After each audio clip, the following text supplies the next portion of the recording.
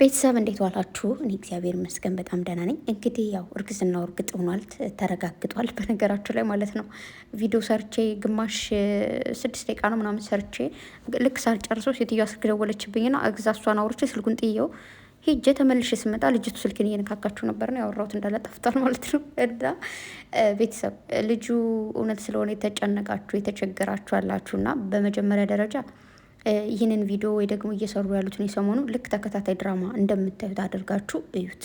ላስጠናቅቃችሁ ወይ ደግሞ መልእክት ላስተላልፍላችሁ የምችለው ነገር እሱ ነው። ከዛ መቀጠል ግን የቅምጥሌ የተከፋችበት ፓርት ደግሞ አለቀ ማለት ነው። ቪዲዮ ትናንት ወይ ደግሞ ከትናንት በፊት ነው የሰሩት፣ ዛሬ አይደለም እርግጠኛ ስነግራችሁ። ከዛ መቀጠል ግን ትክክለኛውና ዋነኛው ነገር ምንድን ነው? ልጅቱ ሴትዮ አንድ ነገር ስነግረሽ እውነት ለመናገር ያው ምናልባት አንዳንድ ሰዎች ተቸግረው ተጨንቀው አይደለም እንደዚህ አይነት ስራ ይቅርታ ለቃሉ ግን ሴተኛ አዳሪም ይሆናሉ። በጣም ብዙ እንደዚህ አይነት ሴቶችን አግኝታችሁ ስጠይቋቸውና ስታወሯቸው የሚመልሱላችሁ መልስ እጅግ በጣም ያስለቅሳል። ከዚህ በፊት አንዲት መንገድ አጋጭቶን ያወራዋት ሴት ነበረች እና የመለሰችልኝ መልስ በጣም ከባድ ነው። ረዥምም ስለሆነ እዚህ ጋር ላወራውም አልችልም ግን ልላችሁ የፈለግኩት ምንድን ነው፣ ምናልባት አንቺ ከዚህ ስራ የገባሽ ወይ ደግሞ በዚህ መልክ የመጣሽው የራስሽ የሆነ ችግር፣ የራስሽ የሆነ ጭንቀት፣ የራስሽ የሆነ ገንዘብ የሚያስፈልግሽ ነገር ኑሮ ሊሆን ይችላል። ግን ምንም ቢሆን እውነት ያናደርሽኝ ያበሳጨሽኝ ያው እርጉዝ ነኝ ብለሽ መምጣትሽ ሳይቀር ደግሞ እንደዚህ ሰዎች በሞሉበት ሆድሽን ገልጠሽ ማሳየትሽ ደብሮኛል። እውነት ለመናገር ቅምጥሌ ሶኬ ሴት ልጅ ነች፣ ኖርማል ነው። ዶክተርም ዶክተር ነው፣ ለዶክተር ችግር የለም። በየትኛውም እምነት ዶክተር አያችሁ አላያችሁም የሚፈጥረው ነገር የለም። ስንወልድም ማይታይ ነገርም ያሉ አይደለም ሆድን ማለት ነው። እና ሚፍታና ብሩኬ ሁነው ግን አንቺ ሆድሽን ገልጠሽ እየታየሽ ነበረ ማለት ነው።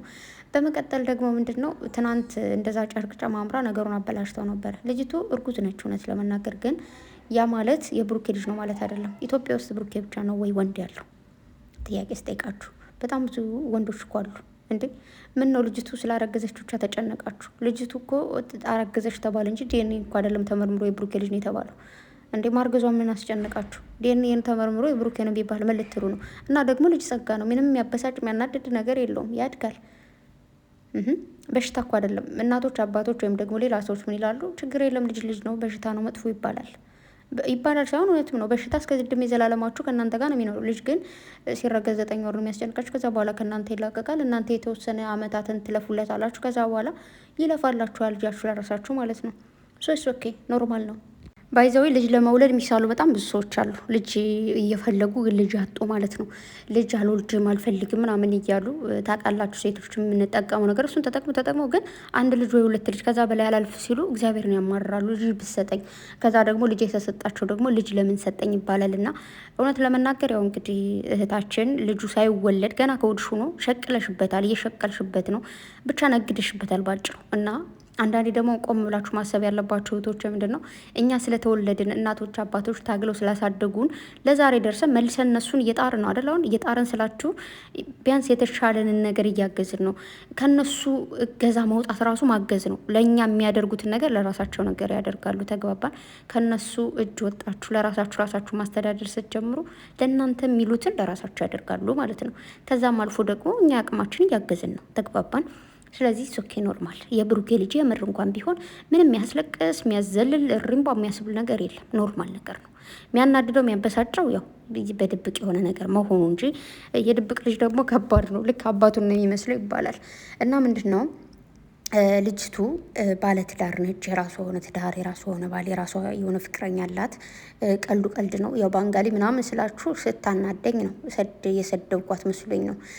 ግን የራሷ የሆነ ትዳር፣ የራሷ የሆነ ሰው ስላላት ነው። ልጅቱ ለእርግዝና በቅታ የማታፍርበት ስለሆነ ነው እንደዚህ ወዷን ገፍጠጥ አድርጋ መጣ ልጅ አለኝ አርግሻለሁ ብላ ወራችሁ እንጂ የምታፍርበት ቢሆን የሆነ ከማትፈልገው ሰው አርግዛ ቢሆን ይህን አታደርግም።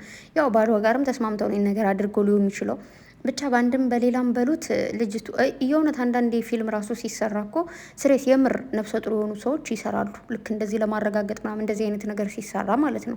ብሩኬ ደግሞ ያሳቀኝ ምንድን ነው የልጁ ድምፅ ነው ምናምን አለ ማለት ነው። ልክ እዛ እንትኑ ላይ ገብተው እንትን ሲደረግ ማለት ነው። እና እንዴት እንደሳቅኩኝ የሆነ ፓርቲ ላይ ልጅቱ ሳቋ መጦ ነበረ ልክ ልጅ ተመርመሪ ምናምን ስትል ቅምጥሌ ተመርመሪ ስትላት የሆነ ፓርት ላይ ሳቋ መጣና ከዛ በኋላ ቆፍጠን ብላ ደግሞ ልጁ የምር ከሆነ አንተ የማሳደግ ግዴታ አለባለች ማለት ነው። ሴትዮ አሁን እኮ ልጅ ነብሰ ጡር ነሽ አይደለሽም ነው እንጂ የተባለው እንትን አይደለም፣ ዲኤንኤ እኮ አይደለም ምርመራ የተባልሽው። አንዳንዴማ የሆነ አታበላሹ ስራውን፣ የምሬን ነው። እና ልጁ የምር ከሆነ የማሳደግ ግዴታ አለበት ምናምን አለች። ወዶ ነው ተገዶ ነው የሚያሳድገው። ማንም ሁን ምንም የትም ሁን የትም ልጅ ያስረገዛችሁ ወንዶች ልጅን የማሳደግ ግዴታ አለባችሁ። እንደፈለጋችሁ ስትዘሉ ሪምቧ ስትሉ ትወልዱና ስሜታችሁ መቆጣጠር አቅቷችሁ ለአንድ ቀን አንድ ቀን ነው ለአንድ ሰከንድ የሚባለው ብቻ እንደዚ አይነት ስሜት መቆጣጠር አቅቷችሁ ምንም የማያውቁ ልጆች እዚህ ምድር ላይ መጥተው መሰቃየት የለባቸውም። ሴቶችም ደግሞ ራሳችሁን የሆነ አንዳንዴ እንዴት ምን ትምህርት ላይ ነው የተማርነው? መቆጠብ፣ መታቀብ፣ መጠቀም የሚባል ነገር እንደዛ ተምረናል። ሳይንስ ነው ምንድን ነው የተማርነው? ብቻ አላውቅም።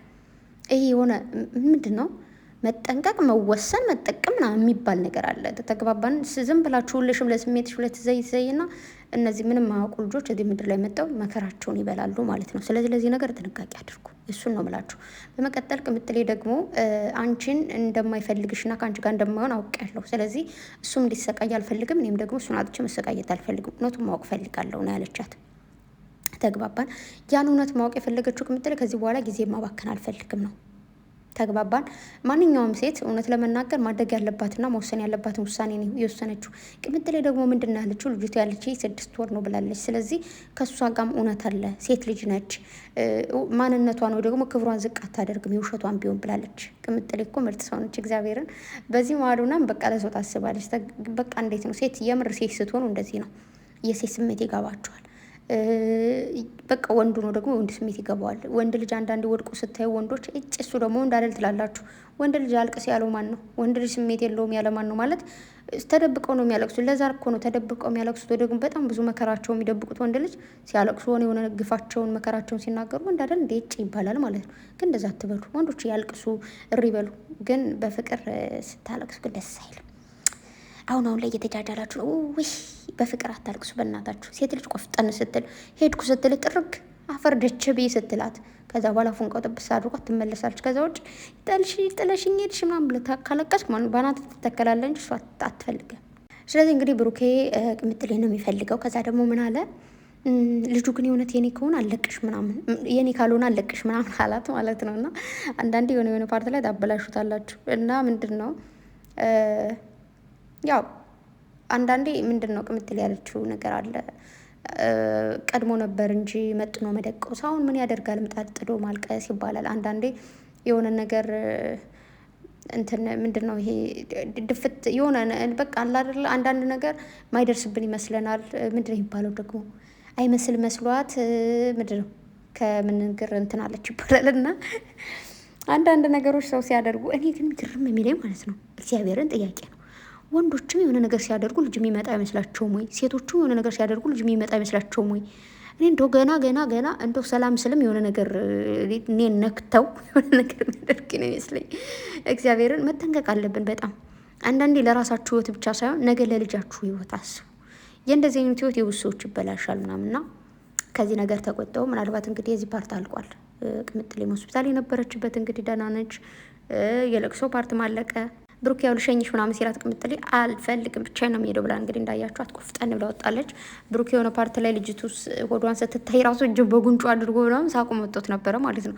በነገራችሁ ላይ አንዳንድ ሰዎች ደግሞ አትሸወዱ። በቀን ስንት ሰዓት ነው ያለን? 12 ሰዓት አይደል? በ12 ሰዓት ውስጥ 15 ወይ ደግሞ 16 ቪዲዮ መስራት ይቻላል። 25 ደቂቃ ወይ ደግሞ 30 ደቂቃ ሆኖ ማለት ነው።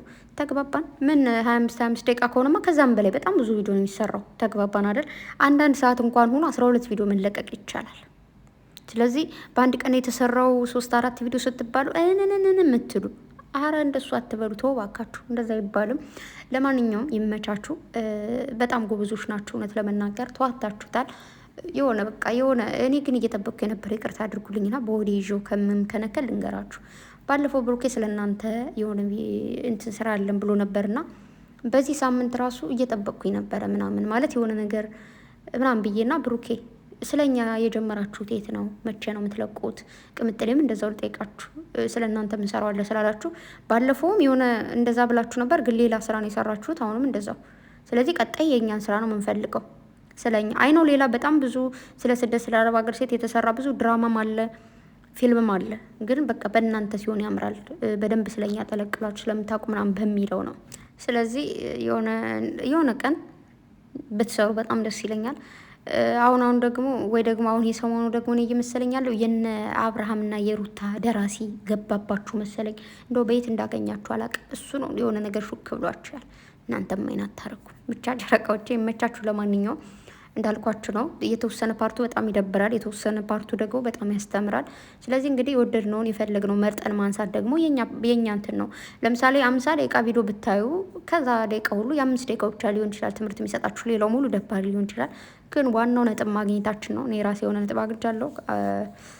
ስለዚህ ያንን ነው ምላችሁ። ቅምጥሌ የኔ ወርቅ ስራ አይላቪው በጣም ወድሻለሁ የኔ ውድ። እንግዲህ የታችንም ደግሞ ስለተቆጣው ስለሰደውኩሽ ያው እንግዲህ ስላናደድሽኝ ይቅርታ የኔ ቆንጆ። እንግዲህ ቡራም ደግሞ በደንብ ብለ ቆፍጠን ብለ እንግዲህ ነገ ከነገ በኋላ አሪፍ ነገር እንደምታመጡ አልጠራጠርም። በተረፈ ቤተሰብ ወዳችኋለሁ። መልካም ጊዜ ሁላችሁ። ስለዘገየው ይቅርታ ባይ